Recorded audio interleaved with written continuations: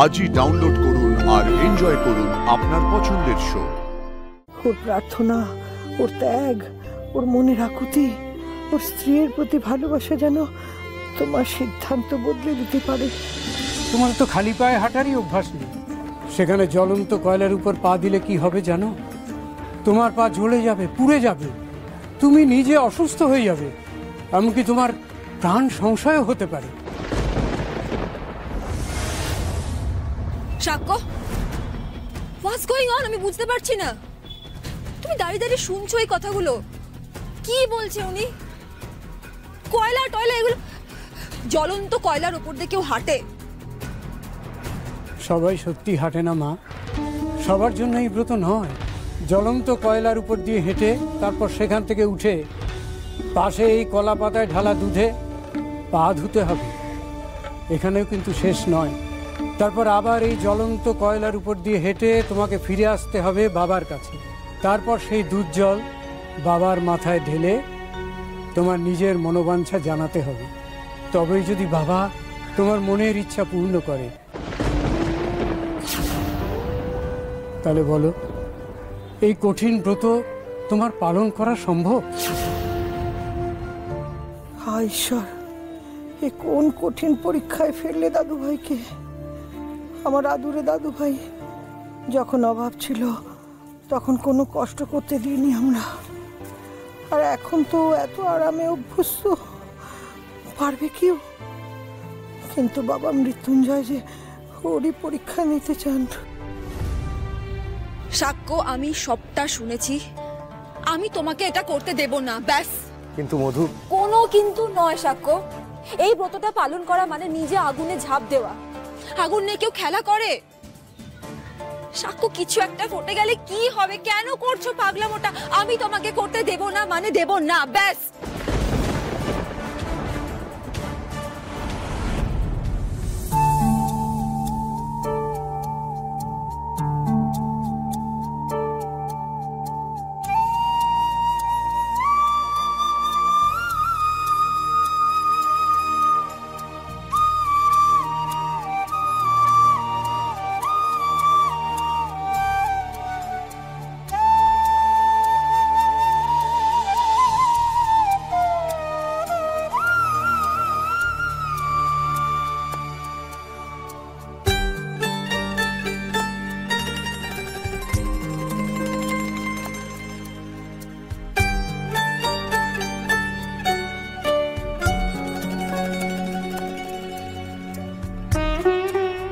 কি হলো সাক্ষ্য?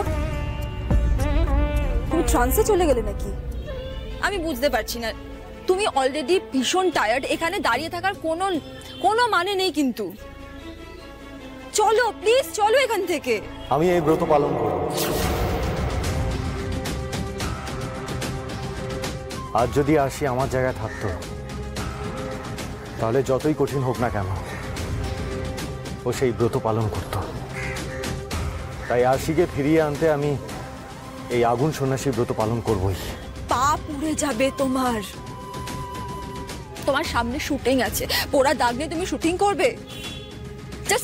জাস্ট একবার ভাবো, যদি পায়ের বদলে গায়ে কোনোভাবে আগুন পড়ে যায়, গায়ে যদি কোনো একটা দাগ হয়ে যায়, তোমার ক্যারিয়ারটা শেষ হয়ে যাবে। বুঝতে পারছো না তুমি? শুটিং করবে কি করে? তাই বলছি এই রিস্কটা নিও না, আমি তোমাকে নিতে দেব না, ব্যাস। একটা মানুষের প্রাণের চেয়ে বেশি কিছু হতে পারে না। আজ যদি আশির প্রাণ ফিরে পায়, তাহলে বাবার আশিসে আর আশির শুভ চিন্তায় আমার কেরিয়ার, আমার জীবনের ঠিক একটা না একটা ব্যবস্থা হয়ে যাবে। কিন্তু সবার আগে মানুষের প্রাণ, তার চেয়ে পৃথিবীতে কোনো কিছু বড় হতে পারে না। আমি যখন একবার ডিসাইড করেছি যে আমি এই ব্রত পালন করব, তখন আমি পালন করবই, আর আমাকে কেউ আটকাতে পারবে না, কেউ না। ঠাকুরমশাই, আপনি আগুন সন্ন্যাসী ব্রত শুরু করার ব্যবস্থা করুন। আমি ব্রত পালনের জন্য প্রস্তুত।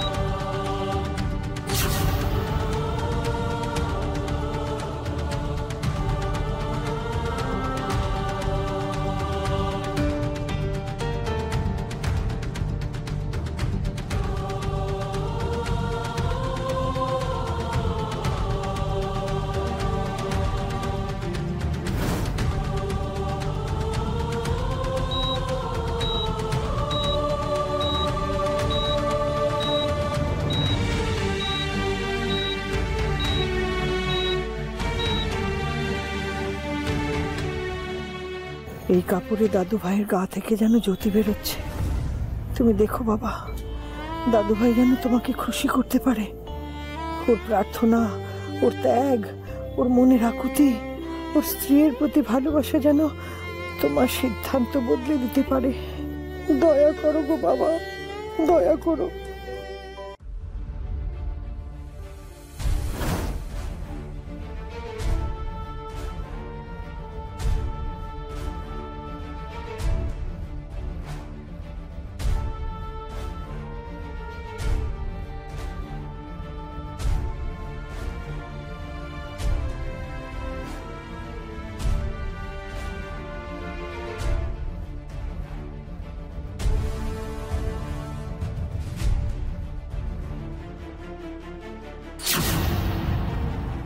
ঠাম্মি, এই আগুনের উপর দিয়ে সাক্ষ্য হাঁটবে, প্লিজ স্টপ হিম। বাবার আশীর্বাদ থাকলে আমার দাদু ভাইয়ের কোনো ক্ষতি হবে না, হবে না। এই সত্যি সত্যি কি ওই আগুনের উপর দিয়ে হেঁটে যাবে নাকি রে? অতই কি সোজা? শেষ অব্দি পারলে হয়। সুপারস্টার মানুষ আদরে আরামে থাকে, এসব এরা পারে নাকি?